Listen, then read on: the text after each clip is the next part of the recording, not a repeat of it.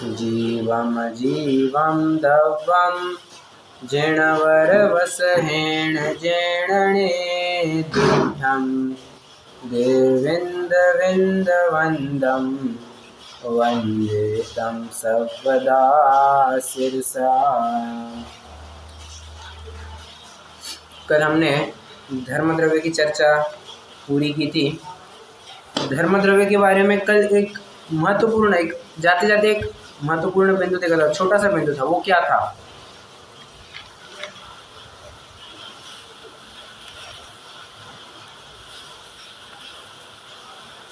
कोई बता पाएगा? मतलब जो प्रायः चर्चा में नहीं होता है, किंतु धर्मद्रव्य के बारे में वो बात देखी थी हमने।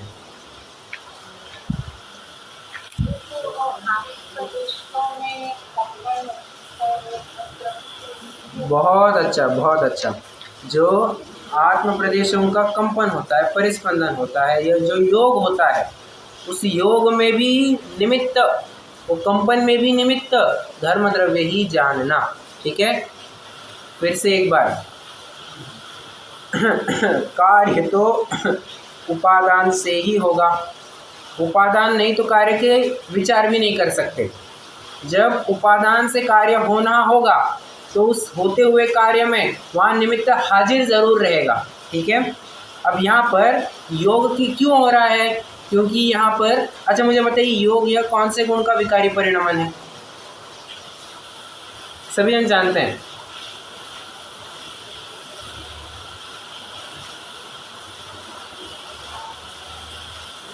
योग, करेक्ट, बहुत अच्छा। निष्क्रियत्व गुण का वैभाविक परिणमन या विकारी परिणमन सो योग कहलाता है।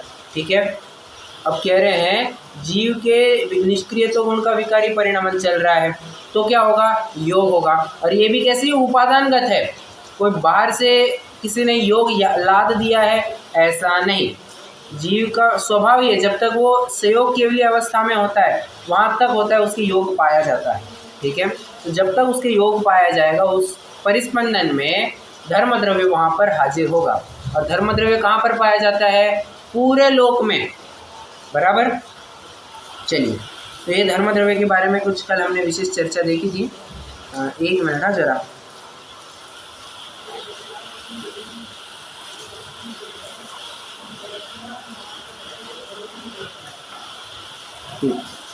अब हम टीका में से भी कुछ पढ़ना चाहेंगे। देखिए, ये जो प्रत्येक द्रव्य की टीका दी है, प्रत्येक द्रव्य की गाथा और उसकी टीका दी है, वो टीका अवश्य ही पठनीय है। उसमें बहुत ही चरणानियोग भी भरा है और अध्यात्म भी भरा हुआ है।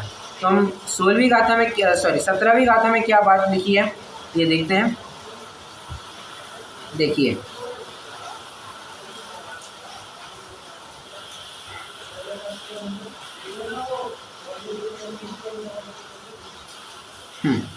वह इस प्रकार, जिस प्रकार सिद्ध भगवान अमूर्त होने पर भी, निष्क्रिय और अप्रेरक होने पर भी मैं सिद्ध समान अनंत ज्ञानादि गुण स्वरूप हूँ इत्यादि व्यवहार से सविकल्प सिद्ध भक्ति युक्त ऐसे जीवों की ओर निश्चय से निर्विकल्प समाधि रूप निज उपादान कारण परिणत जीवों को, देखिए क्या क्या प्रयोग कर दिया। निश्चय से 1, निर्विकल्प समाधि रूप 2, निज उपादान कारण परिणत 3। ठीक है, जीवों को सिद्ध गति के सहकारी कारण है। उसी प्रकार निष्क्रिय, अमूर्त और अप्रेरक होने पर भी धर्मद्रव्य अपने उपादान कारण से गति करते हुए जीव और उद्गलों को गति में सहकारी कारण है। जैसे मछली आदि को जल आदि में गमन में सहायक होने से लोक प्रसिद्ध दृष्टांत की भांति ऐसा अभिप्राय। क्या स्पष्ट क्या करना चाह रहे हैं? कह रहे हैं देखिए, धर्मद्रव्य के लिए अब जीव का सिद्धांत दृष्टांत दिया है। आपको याद आ रहा है, हमने कल भी एक ऐसा प्रकरण देखा था जहाँ पर पुद्गल के स्निग्ध रुक्षत्व को सिद्ध करने के लिए जीव के राग द्वेष का उदाहरण दिया था। याद आ रहा है, कल अपन ने ऐसा प्रकरण देखा था। बस, तो उसी प्रकार धर्म द्रव्य का सिद्धांत घटित करना है। धर्म द्रव्य गति में किस प्रकार सहायक है, तो ये सिद्ध करने के लिए जीव का ही उदाहरण दिया। अब जीव का उदाहरण कैसे दिया, कहते हैं देखो सिद्ध भगवान है। अब सिद्ध भगवान आकर के तुम्हें कुछ उपदेश देने वाले हैं क्या, कि तुम ये करो, तुम वो करो, तुम्हारा आत्मा का कल्याण हो, तुम्हें ऐसा कुछ उपदेश देने वाले हैं नहीं। तो जिस प्रकार हमारे लिए सिद्ध भगवान निष्क्रिय है, किंतु उनका ध्यान करने से, उनके स्वरूप का चिंतन करने से और तदुपरांत वो उन्होंने जिस प्रकार स्वभाव उनका पर्याय में भी प्रकट हो गया है, उसी स्वभाव को ध्याकर, अपने उसी प्रकार के स्वभाव को ध्याकर मैं भी सिद्ध समान बन सकता हूँ। ऐसे में इस अनुभव में सिद्ध भगवान निमित्त हुए या नहीं हुए, जी बिल्कुल हुए। तो उस सम्यक दर्शन में सिद्ध भगवान निमित्त कहलाएंगे या नहीं कहलाएंगे, निष्क्रिय है पर कहलाएंगे या नहीं कहलाएंगे, बिल्कुल कहलाएंगे। उसी प्रकार गमन तो जीव और पुद्गल को करना है, किंतु उस गमन में वो धर्म द्रव्य भले ही निष्क्रिय होगा परंतु वो सहायक होगा। दृष्टांत और सिद्धांत समझ में आ रहा है क्या?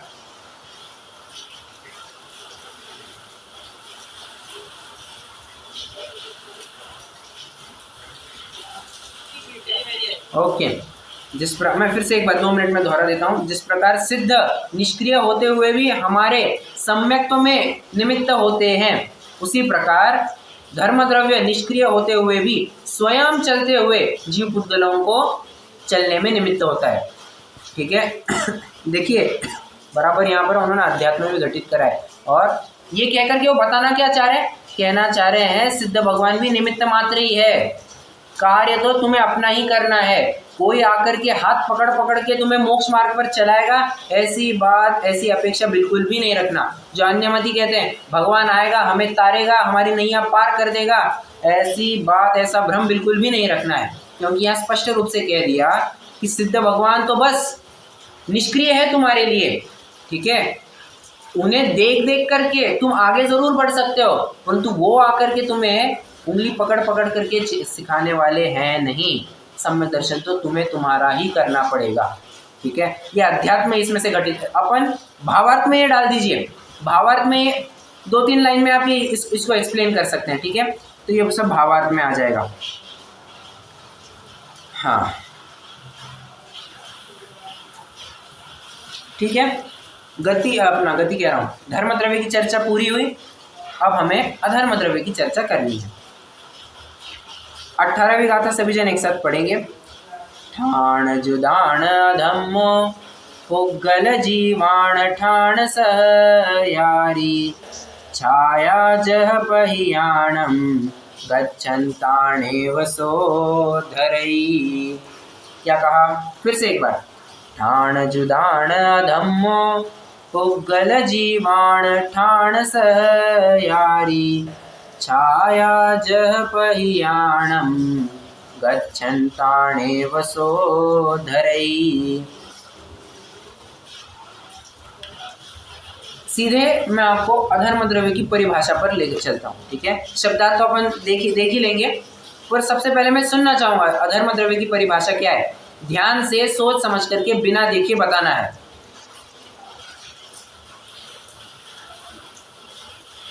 अधर्म द्रव्य की परिभाषा बताइए, क्या करें?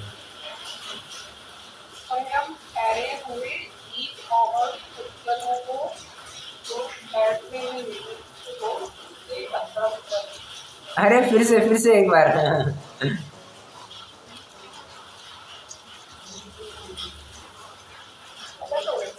हाँ, आपने स्वयं ठहरे हुए कहा।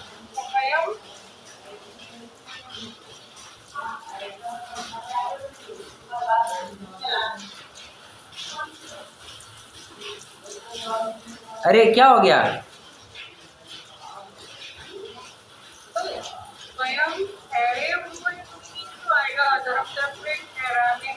अरे मुझे बताइए, ठहरे हुए को ठहराया जाता है या चलते हुए को ठहराया जाता है?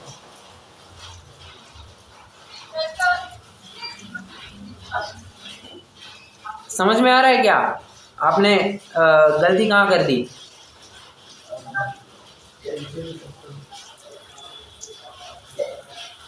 मेरी आवाज आ रही है बराबर? हाँ, आपको समझ में आया?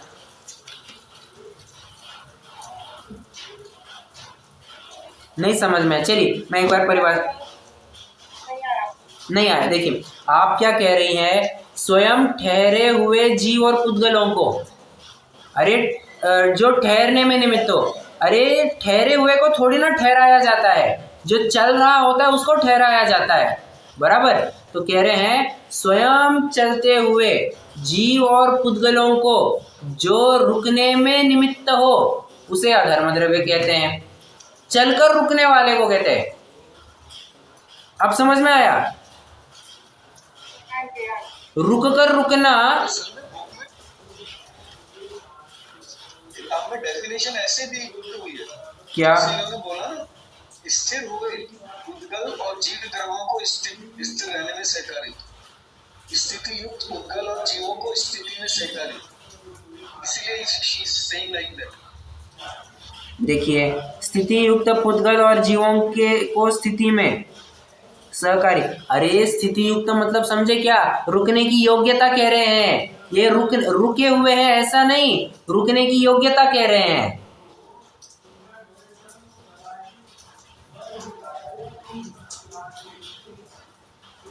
नहीं समझा अभी भी? अरे देखिए चल रहा है तो रुक भी सकता है, जब चलने की योग्यता है तो रुकने की भी योग्यता है, बराबर। तो रुकने की योग्यता को यहाँ स्थिति युक्त पुद्गल और जीव कह रहे हैं।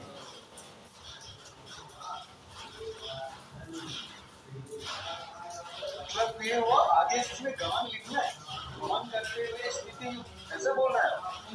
हाँ, स्थिति युक्त मतलब वो एक एडिशनल शब्द आप ब्रैकेट में भी डाल सकते हैं। ब्रैकेट में डाल करके ये बताना चाह रहे हैं रुकने की योग्यता है, ठीक है, ऐसा बताना चाह रहे हैं। तो स्वयं चलते हुए जीव और पुद्गलों को स्वयं रुकने में जो क्या है, हाँ, जो उस काल में रुकने में जो द्रव्य निमित्त हो उसे अधर्म द्रव्य कहते हैं। अच्छा चलिए 6 डाला पहले याद कीजिए। जीव पुद्गल को चलन सहायी धर्म द्रव्य अनुरूपी, बराबर। सहायी वहां पर भी शब्द क्या आया? जीव पुद्गल को चलन सहायी, चलने में बस सहायक होता है, चलाता नहीं है। और अधर्म द्रव्य के लिए क्या परिभाषा आई? तिष्ठत होय अधर्म सहायी, जब रुकने वाले होते हैं तब अधर्म द्रव्य निमित्त होता है, जबरन रुकाता नहीं है, ठीक है। तिष्ठत होय, जब रुकने वाले होते हैं तब अधर्म सहायी जिन बिन मूर्ति निरूपी। समझ में आ रहा है क्या?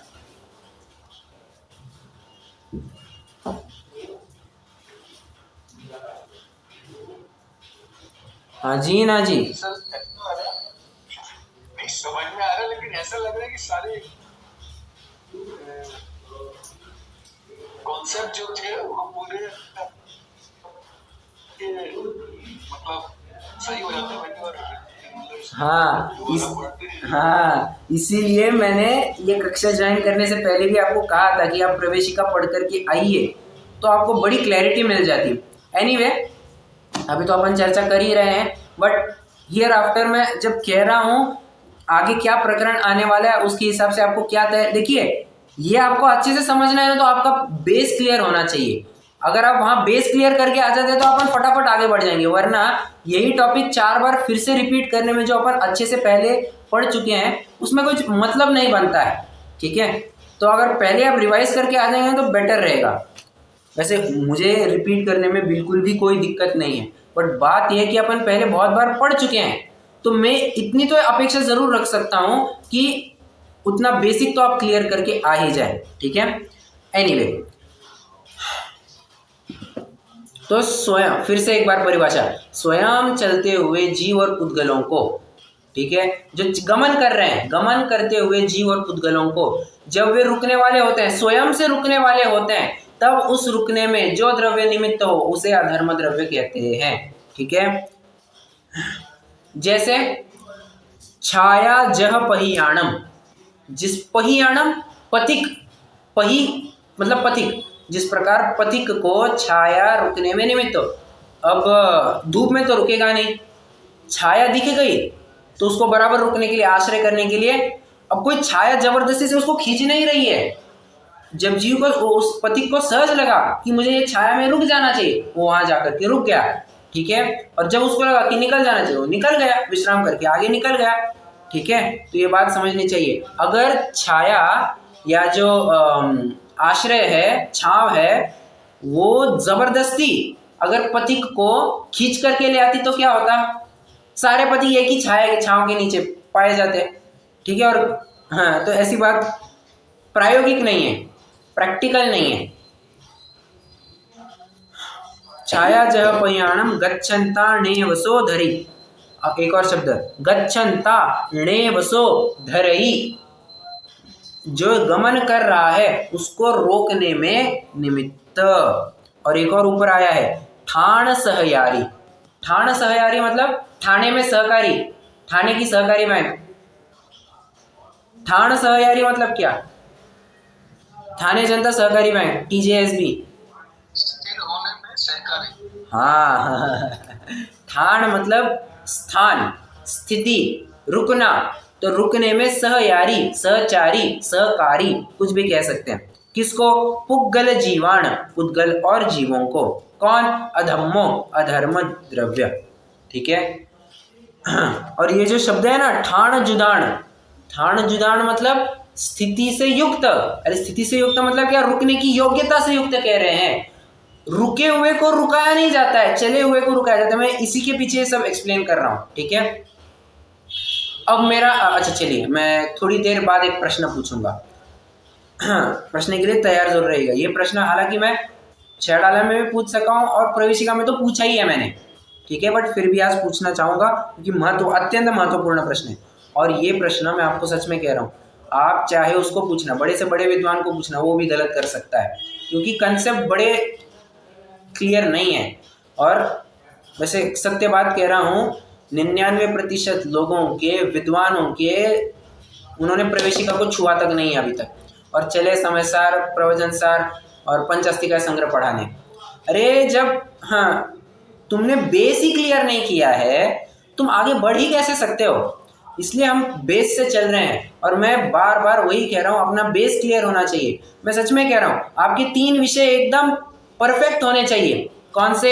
एक तो प्रवेशिका, दूसरा छेड़ाला और तीसरा नय। ये 3 विषय आप छोड़ ही नहीं सकते हैं ये, क्योंकि इन 3 विषय में लगभग सब कुछ आ जाता है। प्रवेशिका में आपके करणानुयोग और द्रव्यानुयोग के बहुत सारे कंसेप्ट कवर हो जाते हैं। छेड़ाला में आपका चरणानुयोग और अध्यात्म कवर हो जाता है, मतलब एक प्रकार से चारों अनुयोग कवर हो गए। और कौन से अनुयोग का कथन किस प्रकार प्रयोग करना है ये आपको नए सिखाता है। तो ये 3 तो आपके पक्के होने ही चाहिए। इसलिए मैं आपको बार बार कह रहा हूँ, आप ये रिवाइज कीजिए। मैंने आपको कक्षा की शुरुआत में भी कहा था कि आप नए को रिवाइज करके रहिए, ठीक है। क्योंकि पहली 14 गाथें हमने क्या देखी? पूरा नए ही का तो विश्लेषण था, वहां पर नए ही नए देखे थे अपन ने। चलिए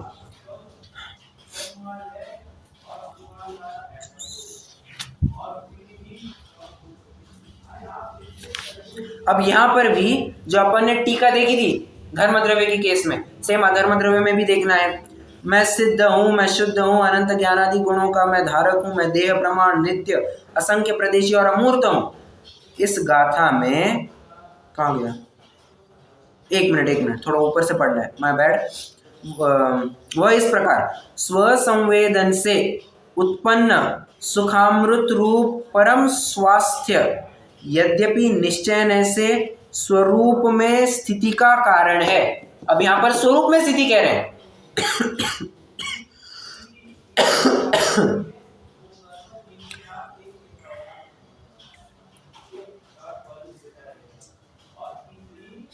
पहले क्या उदाहरण दिया था? पहले कहते हैं जीवों को सिद्ध गति के सहकारी कारण है। जीवों को सिद्ध गति के सहकारी है।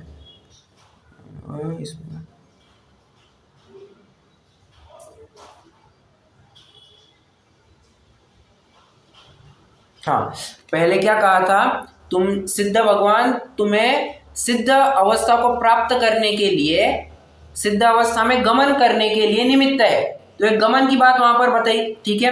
अब यहाँ पर रुकने की बात कर रहे हो। रुकना कहाँ पर है? तो कहते हैं तुम्हें अपने आत्मा में ही रुकना है, आत्मा में ही ठहरना है, आत्मा में ही स्थिति करनी, स्वस्थिति करनी है, परिस्थिति नहीं करनी है। तो स्वस्थिति के किस प्रकार? यद्यपि निश्चय से स्वरूप में स्थिति का कारण है। तथा मैं सिद्ध हूँ, मैं शुद्ध हूँ, अनंत ज्ञानादि गुणों का मैं धारक हूँ, मैं देह प्रमाण हूँ, नित्य असंख्य प्रदेशी और अमूर्त हूँ।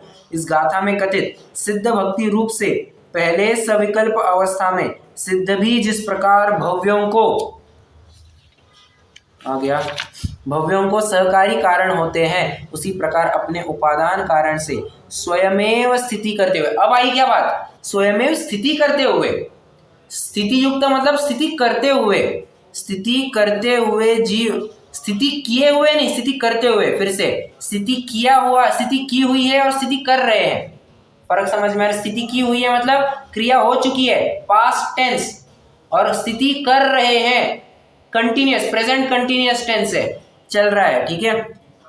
और पुद्गलों को अधर्म द्रव्य स्थिति का कारण है, लोक व्यवहार से छाया अथवा पृथ्वी की भांति, इस प्रकार सूत्रार्थ है। समझ में आया या नहीं आया? सिंपल सा प्रश्न है।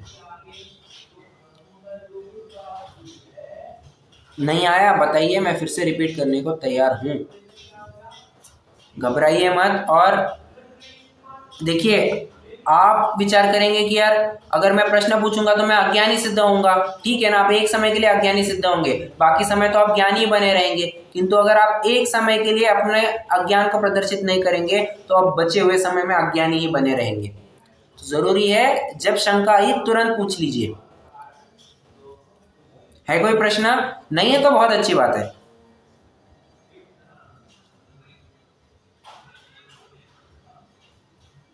अरे कुछ तो उत्तर दीजिए।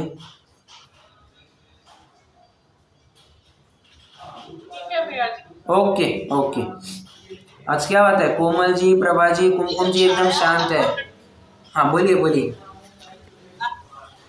ये लिखा है ना, लोक व्यवहार से छाया अथवा पृथ्वी की भांति, छाया तो ठीक है, पृथ्वी की भांति। आप आश्रय कहाँ पर करते हैं? जमीन पर सोएंगे, मतलब एक प्रकार से पृथ्वी हमें आधार देती है ना, रुकने के लिए स्थान देती है, ठहरने के लिए स्थान देती है उस प्रकार। भले ही गाथा में नहीं दिया है किंतु आप ले लेना, यहाँ टीकार्थ में किया हुआ है वैसा, ठीक है। अब फटाफट अपन 20वीं और 21वीं गाथा भी देखने वाले हैं। 20वीं गाथा में हाँ ठीक, 20वीं गाथा में लोकाकाश और अलोकाकाश, एक प्रकार से आकाश द्रव्य की चर्चा चल रही है, ठीक है। पढ़िए 20 नंबर की गाथा। Oh no no no sorry, 19 तो पढ़ी नहीं, हाँ करेक्ट, राइट 19 में आकाश द्रव्य की चर्चा की है। मैं वही सोचा यार ऊपर लोकाकाशम विशेषण द्रढ़यति ये ऐसे लिखा है, मैं 19 देखी ही नहीं मैंने, ठीक है। 19 में आकाश द्रव्य की चर्चा, 20 में लोकाकाश की चर्चा, ठीक है। पढ़िए अवगास दान जोगम जीवादीनम वियाणायासम जीर्णम लोगागासम अल्लोगागासमिति दुविहम। क्या कहते हैं? अवगास दान जोगम। ओके चलिए मैं गाथा का अर्थ बाद में करूंगा, हाँ, क्योंकि गाथा का अर्थ अगर करने लग जाऊं, असल अर्थ करने लग जाऊं तो परिभाषा आपके पास लीक हो जाए। मैं पहले आकाश द्रव्य की परिभाषा सुनना चाहूंगा।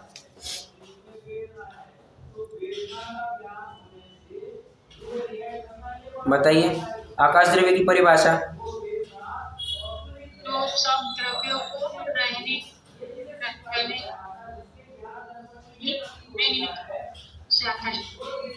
एक बार फिर से, आपकी आवाज ठीक से नहीं आ रही थी। जो सब द्रव्यों को रहने में निमित्त हो। करेक्ट, उसे आकाश द्रव्य कहते हैं, ओके। अब मैं आपको एक छोटा सा टास्क देता हूं। जिस प्रकार हमने धर्म और अधर्म द्रव्य की परिभाषा बनाई थी ना, उसी तरह से आकाश द्रव्य की भी परिभाषा बनाई। चलिए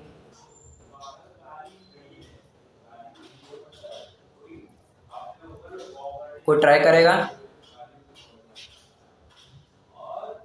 जैसे धर्म द्रव्य बोले सबको अवकाश देते हुए, सभी द्रव्यों को अवकाश देता है, अवदान देता है, उसे आकाश नहीं नहीं नहीं नहीं नहीं, ऐसा नहीं, ऐसा नहीं।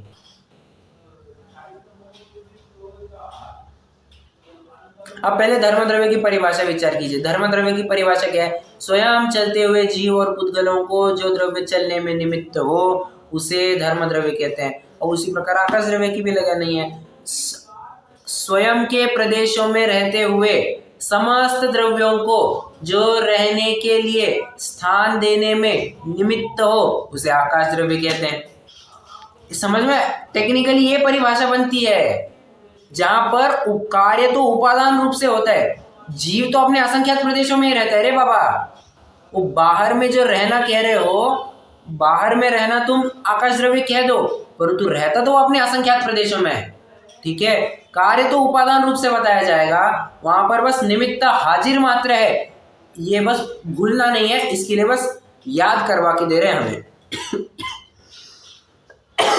स्वयं अपने प्रदेशों में स्थित रहते हुए द्रव्यों को रहने में निमित्त हो से रहने में या स्थान देने में जो द्रव्य निमित्त हो उसे आकाश द्रव्य कहते हैं।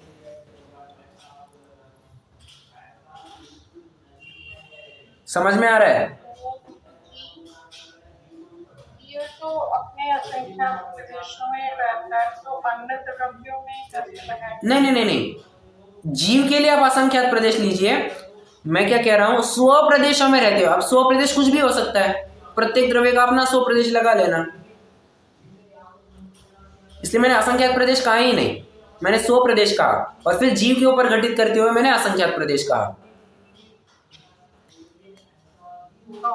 ओके, फिर से एक बार, एक मिनट, मैं फिर से बोलता हूं, आप सुनिए। अपने प्रदेशों में रहते हुए समस्त द्रव्यों को स्थान देने में या रहने में या अवगाहन हेतुत्व में जो द्रव्य निमित्त हो उसे आकाश द्रव्य कहते हैं। हाँ, आकाश स्वयं को भी स्थान देगा या नहीं देगा? तो सिर्फ 5 द्रव्य के, हमारी दादी जी का प्रश्न है, सिर्फ 5 द्रव्य कहा तो भी चलेगा, तो आकाश द्रव्य स्वयं को जगह नहीं देगा क्या? आकाश द्रव्य में तो सगा लगा मैंने जो डेफिनेशन बोली, हाँ, उसमें मैंने प्रदेश यूज नहीं किया था। मैंने ये बोला अपने को आह्वान देते हुए समस्त लोगों को आह्वान देता है, मैंने प्रदेश शब्द यूज नहीं किया था बस। मैं सही बोल रहा हूँ? नहीं, उसमें भी थोड़ी दिक्कत हो सकती है। अवगाहन देते हुए, यहाँ पर अवगाहन देने की बात ही नहीं है, अपने प्रदेशों में रहने की बात है। अवगाहन का मतलब तो वही हुआ ना, पर अवगाहन देने का मतलब जगह देना। पर सबसे पहली, सुनिए, सबसे पहली बात स्वयं को अवगाहना देगा। मैं भी ये मेरा पहला वर्ड वही था, मतलब part of the sentence. Okay, you might, अपने में it's okay, I am just, हाँ, वर्ड्स में थोड़ा अंतर लगा इसलिए। अच्छा, क्योंकि हो सकता है फिर मैंने आपका अर्थ कुछ गलत इंटरप्रेट किया हो। एनीवे, एक्चुअली में जो फिक्स डेफिनेशन है, डेफिनेशन तो वही याद रखनी चाहिए। अपन शब्द में वेरिएशन करते हैं, उसमें डेफिनेशन का वो बदल जाता है, इसमें थोड़ा प्रॉब्लम आती है। सही बोल? हाँ, बराबर। तो डेफिनेशन जैसी है वैसी ही बनाए रखे। हाँ, एक आध दूसरे शब्द यहाँ हो जाते उसकी कोई बात नहीं है, किंतु मूल डेफिनेशन तो वैसे ही बनाए रखनी चाहिए। अब इसमें भी मूल शब्द क्या है? स्वयं के प्रदेशों में रहते हुए, एक रहने में या स्थान देने में निमित्त, ये 2 ही मुख्य शब्द है। फिर आप बाकी का मिर्च मसाला कुछ भी लगाइए, ये 2 शब्द आने चाहिए, 2 पद आने चाहिए। ठीक है, अब पढ़िए, अवगास दान जोगम। अवगास दान, अवकाश देने योग्य, जोगम मतलब योग्य, जो अवकाश देने योग्य। अब अवकाश देने योग्य कितने द्रव्य है? ध्यान से, तो सब एक दूसरे को भी देते हैं ना? सभी द्रव्य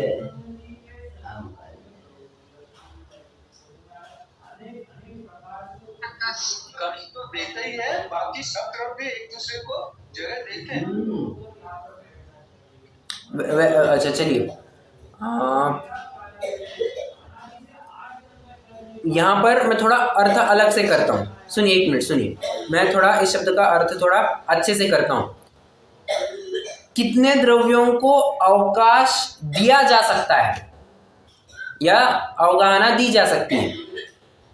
तो अवकाश दान जो मतलब जिनको अवगाहना दी जा सकती है, ऐसी बात चल रही है। तो 5 द्रव्यों को अवगाहना दे रहा है आकाश। फिर से वही गलती, आकाश क्या स्वयं को अवगाहना नहीं देगा? हाँ करेक्ट। वो तो सबका आधार है ही, वो तो दे ही रहे सबको, और खुद को भी दे रहा ऑब्वियसली। हाँ, तो इसमें देखिए, कहते वक्त तो अपन यही कहे कि 6 द्रव्यों को आधार देता है, क्योंकि स्वयं को अवगाहना पहले देगा, उसके बाद वो दूसरों को आश्रय देगा, मतलब रहने में निमित्त होगा। भाषा में थोड़ी क्लैरिटी होनी चाहिए, नहीं तो क्या है, सामने वाला कोई अगर अन्यमति होगा वो अर्थ का अनर्थ कर बैठेगा। इसलिए ऐसे प्रकरणों में थोड़ा भाषा की चुस्ती होनी बहुत जरूरी है। जैसे मेरे घर में कितने लोग रहते हैं, तो मैं खुद को तो गिनूंगी ना। एग्जैक्टली, तो करेक्ट, बहुत अच्छा उदाहरण दिया। मेरे घर में कितने जन रहते हैं, भले आदमी सबसे पहले मैं रहता हूँ, मेरे घर में मैं ही रहता हूँ, ठीक है, उसके बाद बाकी कोई रहे तो रहे, ये सही बात है, अच्छा उदाहरण दिया। तो अवकाश दान जोगम, अब अवकाश देने योग्य कौन कौन से द्रव्य नाम कह रहे हैं? जीवादीनम, जीवादीनम मतलब जीवादि 6 द्रव्य, 5 द्रव्य नहीं, जीवादि 6 द्रव्य। जीवादीनम वियाण आयासम जीर्णम लोगागासम अल्लोगागासमिति द्विदम। आयासम मतलब आकाश, नहीं सॉरी आयासम, हाँ बराबर आकाश, करेक्ट, आकाश ही है। और वियाण मतलब विजान, जानना, उसको आकाश द्रव्य जानना। अब ऐसे जीर्णम जिसके लोगागासम लोक आकाशम लोकाकाश, अल्लोगागासम इधि दुविहम। संधि विच्छेद क्या की मैंने? लोगागासम 1, अल्लोगागासम 2, इधि दुविहम जिसके 2 भेद, दुविह 2 भेद है, कौन से? लोगाकाश, लोकाकाश और अलोकाकाश, ठीक है।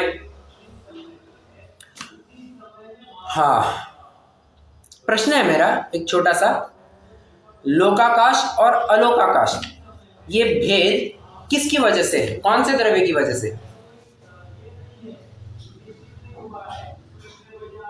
लोकाकाश में सभी द्रव्य रहते हैं और लोकाकाश में हाँ काल द्रव्य नहीं, कैसे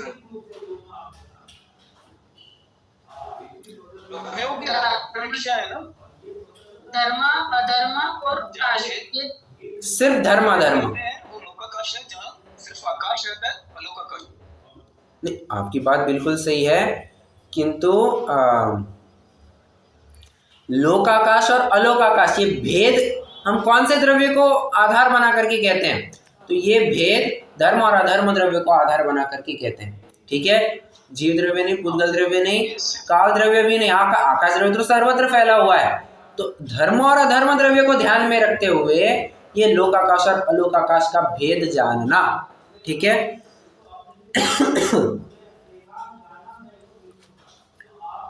19वीं गाथा हो गई। अब जिसमें से लोगाकाशम ये शब्द आया था ना, हाँ एक मिनट, इसमें ये ऐसे तो अपन ने एक्सप्लेनेशन दिया, बट ऐसा इसमें कहीं मेंशन तो नहीं है ना गाथा में? गाथा में तो नहीं, अन्य ग्रंथों में मिलता है ना।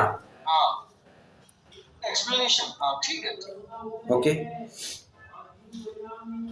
अब चलिए इसके भी एक काम करते हैं, पहले वो टीका पढ़ते हैं। अब इसका विस्तार कहा जाता है, सहज शुद्ध सुखामृत रस के आस्वाद वाले परम समरसी भाव से भरितावस्थ केवल ज्ञानादि अनंत गुणों के आधार रूप लोकाकाश प्रमाण असंख्यात निज शुद्ध प्रदेशों में यद्यपि निश्चय से सिद्ध भगवंत रहते हैं। और बाप रे कितनी बड़ी लंबी चौड़ी लाइन डाल दी है, तो भी उपचरित असद्भुत व्यवहारने से सिद्ध भगवान मोक्ष शिला पर रहते हैं, ऐसा कहा जाता है। इस प्रकार पहले कहा गया है, हम पहले ही कह के आए हैं, क्या है, लोकाग्र विराजे क्षण में जा, ऐसा कह करके आए थे।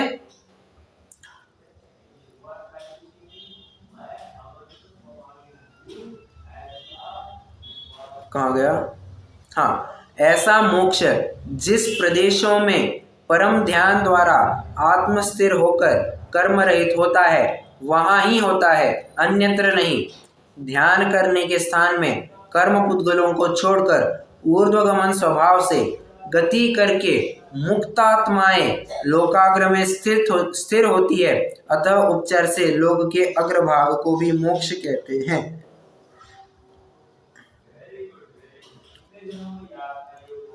मुझे आगे थोड़ा आगे पढ़ना है।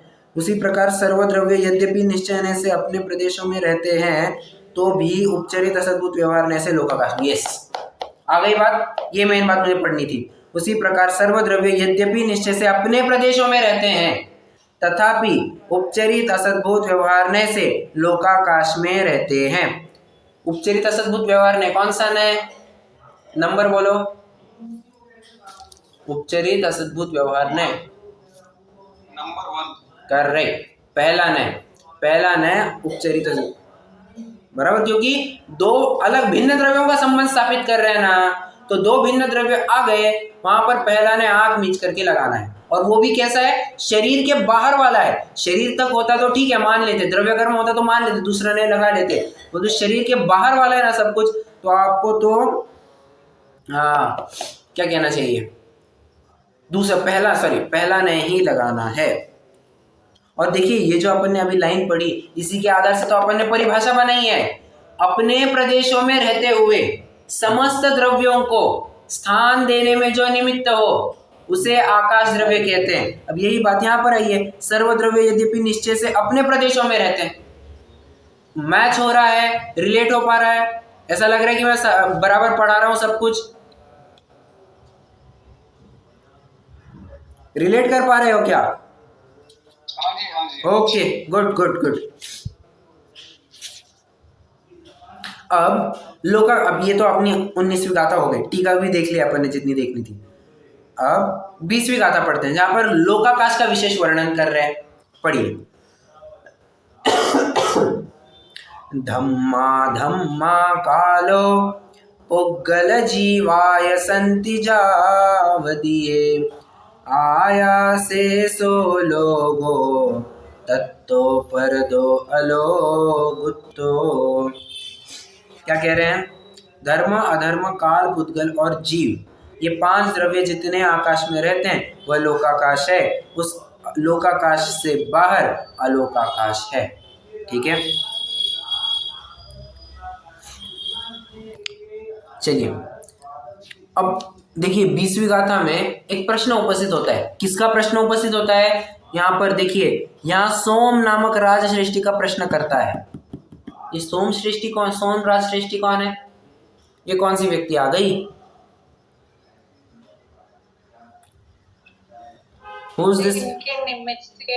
हाँ, बहुत अच्छा, जिनके निमित्त से ग्रंथ की रचना की है, वो प्रश्न, उनका नाम लेकर के यहाँ पर प्रश्न उपस्थित किया जा रहा है। कह रहे हैं देखो, ये लोगों को किसी ने बनाया नहीं है, ठीक है ना, इसका कभी नाश होगा, और इसमें रहते हैं अनंत जीव, उससे अनंत अनंत गुना पुद्गल, एक धर्म द्रव्य, एक आकाश, एक काल द्रव्य आकाश से सर्वत्र फैला हुआ ही है, और असंख्यात कालाणु मतलब काल द्रव्य। तो इतना होते हुए इतने सारे जीव, इतने सभी द्रव्य इतने से जगह में, और लोग कितने असंख्यात प्रदेशी, जीव कितने अनंत, पुद्गल कितने अनंत अनंत, इतने से क्षेत्र में असंख्यात प्रदेशों में कैसे बैठते हैं? तो उत्तर बड़ा सिंपल है। यहाँ पर उदाहरण कुछ अलग दिया है, मैं उदाहरण थोड़ा अलग देता हूँ, सिद्धांत तो एक ही घटित होगा। मैंने अपने साथ प्रैक्टिकल भी किया था। पानी लीजिए, एकदम glass up to the brim, top तक भरनी है, मतलब जिसमें एक बूंद भी डाल दो तो बाहर ढलकने लग जाए, ठीक है, इतनी भरनी है। अब एक काम करो, उसमें नहीं नहीं नहीं, ऐसा नहीं, आधी गिलास। नहीं ठीक है, इसमें थोड़ी थोड़ी राख डालना चालू कर दो, थोड़ी थोड़ी राख डालना चालू कर दो, ठीक है। पानी अभी बाहर नहीं गिर रहा है, राख डाल रहे हैं डाल रहे हैं डाल रहे हैं, और डालते डालते एक पॉइंट ऐसा आ जाएगा कि पूरे राख ने पानी को एब्जॉर्ब कर लिया है, ठीक है। द्रव्य कितने हो गए यहाँ पर, द्रव्य कितने हो गए मुझे बताते जाइए। 2 हो गए। अब हालांकि मैंने वो उदाहरण थोड़ा सा गलत लिया, ठीक है, वो प्रैक्टिकल अब करते हैं। अब उसी में आपको क्या करना है, आपको नींबू भी निचोड़ना है। उदाहरण तो मुझे हालांकि पहले शिकंजी का लेना था, चलिए अपन वैसे चालू करते हैं। शिकंजी ले लीजिए, एकदम पूरी ग्लास भरनी है, नींबू का शरबत है शिकंजी। अब नींबू के शरबत में क्या क्या होता है, पानी होता है, नमक होता है, शक्कर होती है, नींबू होता है, बराबर। कोई डाले तो इलायची भी डालता है, ठीक है। तो 5 वस्तुएं हो गई। अब उसमें थोड़ी थोड़ी राख डाल दी, कितने वस्तुएं हो गई, 6 वस्तुएं हो गई। अब धीरे धीरे उसमें आलपिन डालते जाइए, सेफ्टी पिंस जो होते हैं वो पिंस डालते जाइए, अब वो भी लबालब भर दीजिए। अब 7 द्रव्य हो गए। मुझे बताइए इतनी सी तो एक गिलास, उतने एक गिलास में कितनी की 7 वस्तुएं बैठी या नहीं बैठी। उसी प्रकार ये असंख्यक प्रदेश है, उसमें 6 द्रव्य बैठते, इसमें क्या आश्चर्य, बैठ सकते हैं। और उदाहरण जो यहाँ पर ग्रंथ में दिया है, एक दीपक के प्रकाश में अनेक दीपकों का प्रकाश बैठ जाता है। अब मान के चलिए 2 लाइटें लगाई है, एक लाइट का मतलब 2 बल्ब लगाए हैं। अब 2 बल्ब लगाए हैं, उन दोनों की लाइट एक दूसरों को अड़ती है क्या, नहीं अड़ती है। एक दूसरों को एक ही स्थान पर जगह देते हैं या नहीं देते, प्रकाश आता है या नहीं आता है, या एक दूसरों का प्रकाश अड़ाते हैं, अड़ाते बढ़ाते नहीं है, दोनों का प्रकाश आ रहा है। बस उसी तरह से 6 द्रव्य रहते हैं। तो उदाहरण दिया और सिद्धांत भी घटित कर दिया, सिंपल है। चलिए, ये तो हो गई अपनी आकाश द्रव्य की बात। मुझे बताइए काल द्रव्य की चर्चा अभी करनी है, कल करनी है? करने को तो मैं अभी फटाफट कर दूंगा, विशेष चर्चा में 6 द्रव्यों के बारे में फिर कल करूंगा। करनी है फटाफट, 10 मिनट 5-10 मिनट में हो जाएगी पूरी। क्या ओके करते हैं, चलिए पढ़िए। 21 नंबर की गाथा, 21 नंबर की। दव परिवट रुवो जो सो कालो हवे व्यवहारो परिणामादि लखो वट्टन लखो य पर मठो। फिर से वही प्रश्न है मेरा, काल द्रव्य की परिभाषा बताइए, धर्म द्रव्य की परिभाषा को ध्यान में रखते हुए।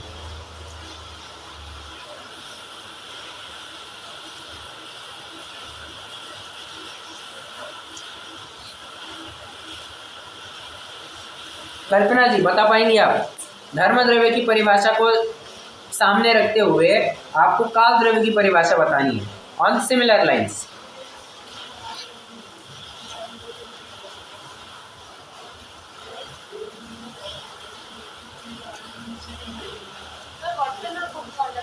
क्या? हाँ, बट मैंने आपको प्रश्न क्या पूछा, धर्म द्रव्य की परिभाषा जो हमने देखी है उस हिसाब से आपको काल द्रव्य की भी परिभाषा बतानी है।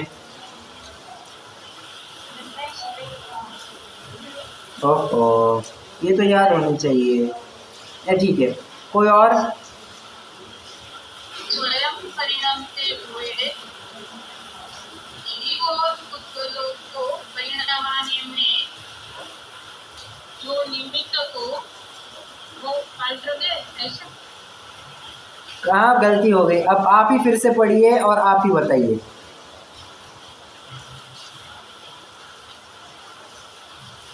स्वयं परिणाम से हुए 6 द्रव्यों को 5 सब द्रव्यों को होगा। हाँ, आपने पहले क्या कहा? जीव और पुद्गल बोला, लेकिन मुझे तभी भी डाउट तो हो रहा था। बराबर बराबर सही है, ठीक है, समझ में आया सभी को? परिणमते, स्वयं से परिणमते हुए 6 द्रव्यों के परिणमन में जो द्रव्य निमित्त हो उसे धर्म द्रव्य काल द्रव्य कहते हैं। ठीक है। अपन यूजुअली क्या पढ़ते हैं, परिणमन में 6 द्रव्यों के परिणमन में जो निमित्त उसे धर्म द्रव्य, अरे यार काल द्रव्य कहते हैं।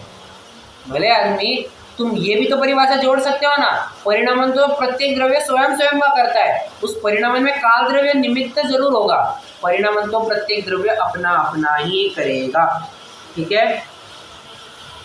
और उसी को कहते हैं वर्तना हेतुत्व, उसी को वर्तना हेतुत्व कहते हैं,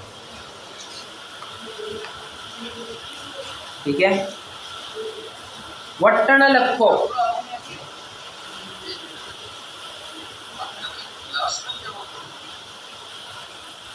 मैंने ये कहा कि ये जो काल द्रव्य परिणमन में निमित्त होता है उसी को वर्तना कहते हैं, वर्तना हेतुत्व।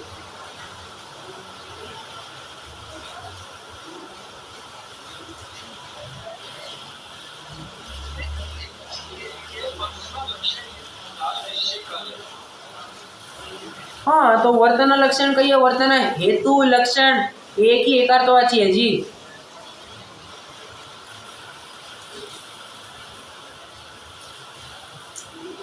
अब इतने भी शब्द म्लेच्छ ना बनिए, लक्षण हेतु एकार्थवाची है, तो वर्तन लक्ष कहिए, मतलब वर्तना लक्षण युक्त कहिए या वर्तना हेतुत्व से कहिए, सब एक ही बात है।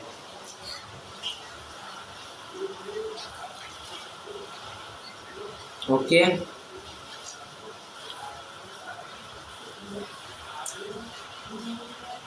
इसमें एक चीज और लिखा है, देखिए बहुत परिणामवादी से लक्षित होता है। हाँ, ये भी ऐड करना पड़ेगा। नहीं, वो अपन यहाँ पर निश्चय काल की बात कर रहे हैं, जो स्वयं परिणमते हुए 6 द्रव्यों की बात कही अपन ने, वो निश्चय काल की बात लेना, ठीक है। वहाँ पर व्यवहार काल मत डालना, व्यवहार काल अपने समझने के लिए होता है, निश्चय काल हमारे पकड़ में नहीं आएगा। तो पकड़ में कैसे आएगा भाई, जो अपन को परिणामन दिख रहा है, जो चेंज दिख रहा है, उस चेंज के हिसाब से परिणामादि के लक्षित होता है, परिणामादि। हाँ, परिणाम एक प्रकार से यहाँ पर आपके चेंजेस को रिफ्लेक्ट कर रहा है, जो भी चेंजेस है उस हिसाब से हम व्यवहार, बस परिणामन हो रहा है ये समझ पाते हैं, तो ये व्यवहार काल।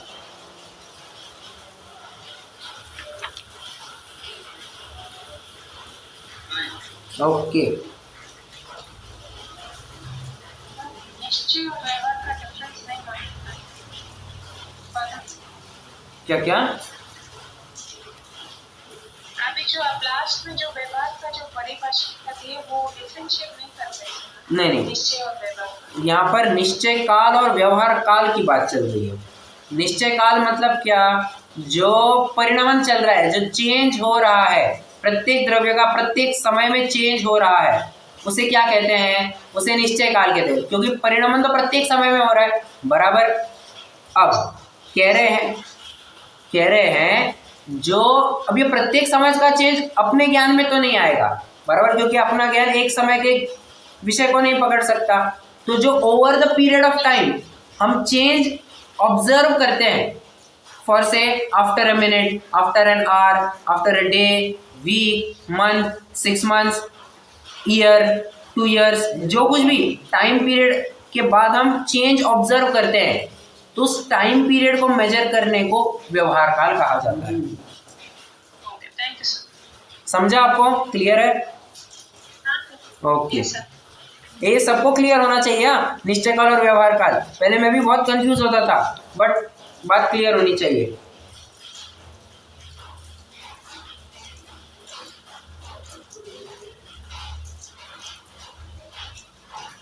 ओके, चलिए, बस तो यही था हमारा। अब इसमें तो अपन को पढ़ना है,